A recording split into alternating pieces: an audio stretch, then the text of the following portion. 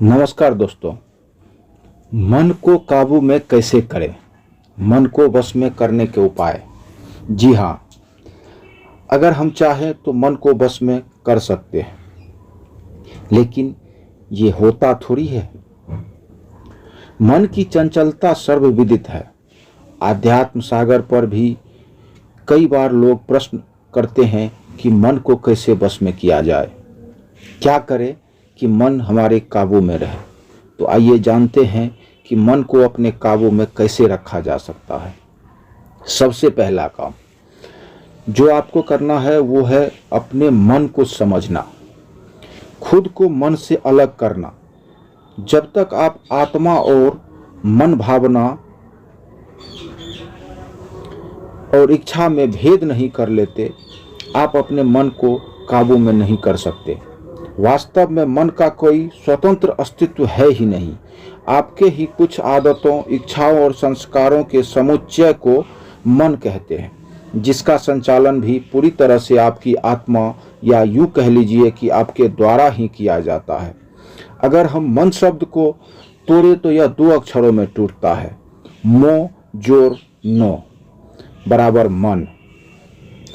अर्थात मो यानी मैं, नो अर्थात नहीं। कुल मिलाकर मन मतलब में नहीं, मन का मतलब मैं नहीं। यहाँ मैं से हमारा मतलब आत्मा से है। अर्थात जहाँ भी कुछ ऐसा हो रहा है जो आत्मा के अनुकूल नहीं, तो जान लो कि वह कार्य मन के द्वारा हो रहा है। ऐसा नहीं कि वहाँ आत्मा कार्यरत नहीं है, आत्मा कार्यरत है, लेकिन निर्णय लेना आत्मा के वश में न होकर आपकी इंद्रिय, इच्छाओं, आदतों और संस्कारों के वश में है। यदि आत्मा का यह अध्ययन और भी अधिक गहराई से किया जाए तो इसे 4 विभागों में तोड़ा जा सकता है: मन, बुद्धि, चित्त और अहंकार। लेकिन इस लेख में हम केवल इसके प्रथम विभाग मन के बारे में चर्चा करेंगे।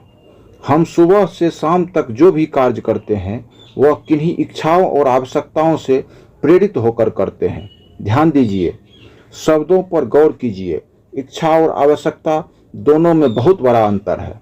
हर आवश्यकता एक इच्छा होती है, लेकिन हर इच्छा एक आवश्यकता हो यह जरूरी नहीं। अब सारा खेल इन्हीं दो को समझने में है। तो आइए अब हम कुछ व्यावहारिक उदाहरणों से समझने की कोशिश करते हैं। मान लीजिए आप पानी पी रहे हैं। अब मैं आपसे प्रश्न करता हूं कि क्यों पी रहे हैं। अब इसके 2 जवाब हो सकते हैं। पहला, मन हुआ या इच्छा हुई। दूसरा, प्यास लगी, आवश्यकता हुई। ऐसा ही आप अपने दैनिक जीवन के हर कार्य में देख सकते हैं और आपको 2 ही चीजें देखने को मिलेगी, एक इच्छा हुई तो दूसरी आवश्यकता। बस मन का सारा खेल इन्हीं 2 चीजों को समझने में है। जब आप अपनी इच्छा और आवश्यकता में अंतर करना सीख लेते हैं तो आप मन को समझ लेते हैं, और हमें यही तो करना था। अब आती है बात जिद की। कई बार ऐसा होता है कि हमें पता होता है कि अमुक कार्य को करना हमारी आवश्यकता नहीं, महज इच्छा हुई है। फिर भी हम उस कार्य को करने के लिए स्वयं को मजबूर महसूस करते हैं। जैसे आपको भूख नहीं है, लेकिन सामने तरह तरह के मिष्टान पड़े हैं जिन्हें देखकर आपके मुंह में पानी आ रहा है। बहुत कोशिश करने के बाद भी आप खुद को नहीं रोक पाते हैं और उन्हें खा लेते हैं। एक दूसरा उदाहरण लेते हैं। मान लीजिए किसी अश्लील चलचित्र या कहानी को सुनकर आपके मन में कुविचारों की वर्षा शुरू हो गई। आप नहीं चाहते हुए भी उन विचारों में डूब रहे हो। अर्थात आप अपने मन पर काबू नहीं रख पाए, केवल संकल्प शक्ति की कमी के कारण। मन बड़ा जिद्दी है। मन ऐसा घोड़ा है जिसे यदि काबू में न किया जाए तो वह आपके समय समय स्वास्थ्य और जीवन को मटिया मेट करके तबाह कर सकता है। इसके विपरीत यदि उसे काबू में रखा जाए तो वही आपको महानता और सफलता के चरमोत्कर्ष तक पहुंचा सकता है। अब यह प्रश्न उठता है कि इस बेलगाम घोड़े पर लगाम कैसे लगाएं।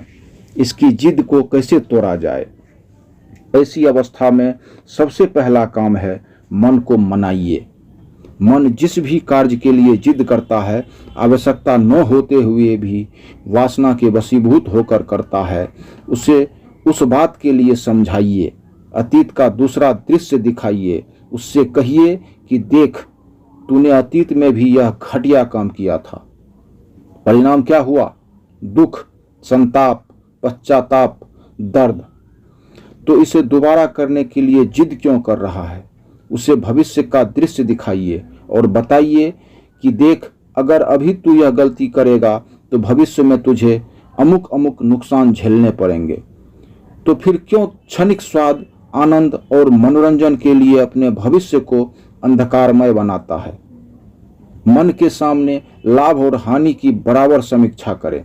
किसी भी कार्य के करने से होने वाले फायदे और नुकसान के बारे में उसे यथार्थ रूप से अवगत कराएं।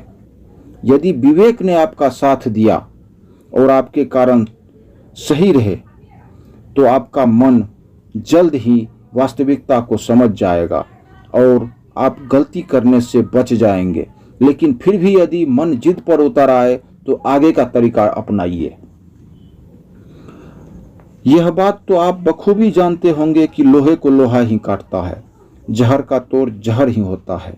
यहाँ भी जिद का तोड़ जिद ही है। जिद का मतलब है विवेकपूर्ण दृढ़ संकल्प शक्ति।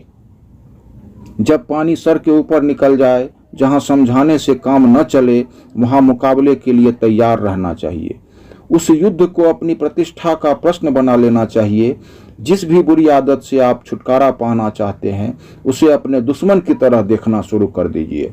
उससे घृणा कीजिए, उसे चुनौती समझिए और दृढ़ संकल्प शक्ति पूर्वक अपने मन को चुनौती दीजिए कि तू मेरा कुछ नहीं बिगाड़ सकता। मेरे साथ क्या होना है और क्या नहीं, ये मैं तय करूंगा, तू नहीं। यह ऐसा तरीका है जिससे बुरी से बुरी आदत को भी आप आसानी से छुड़ा सकते हैं, लेकिन विवेक पूर्वक समझाने में यह सुविधा होगी कि वह आदत हमेशा के लिए छूट जाएगी। इसी तरह स्वामी राम तीर्थ का एक दृष्टांत सामने आता है, जिससे कि हमें यह पता चलता है कि मन को काबू में कैसे किया जा सकता है।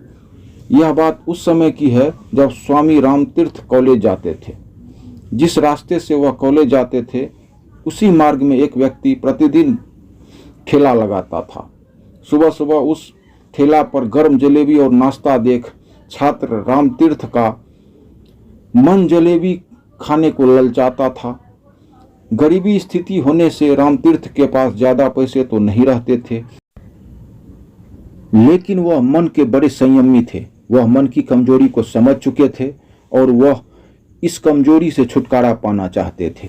आखिर एक दिन उन्होंने जलेबी के लिए पैसे जुटा ही लिए और जलेबी खरीदी। जलेबी लेकर वह घर गए और एक धागे में फिरोकर उसे छत से लटका दी, लेकिन खाई नहीं। इस तरह कठोर चुनौती देकर स्वामी राम तीर्थ ने अपने मन को मजबूत किया। जब वह खाने लायक नहीं रही तो वह उन्हें कीड़े मकोड़ों को डाल दी। इसे कहते हैं मन को चुनौती देकर ठीक करना। मुझे आशा है यह कहानी आपको अपने मन पर काबू करने के लिए थोड़ा सा भी जरूर प्रेरित करेगा। अगर चाहते हैं मन पर काबू करना तो इसे जरूर फॉलो कीजिएगा। धन्यवाद। आपका दिन शुभ हो।